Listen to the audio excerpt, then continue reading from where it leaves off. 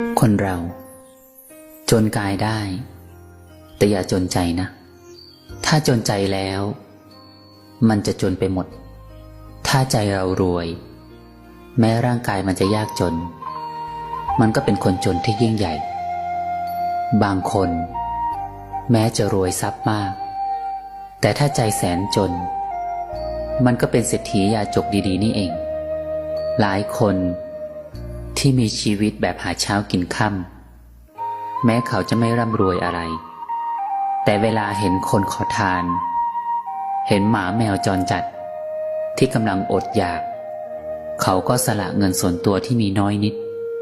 ซื้อข้าวให้ขอทาน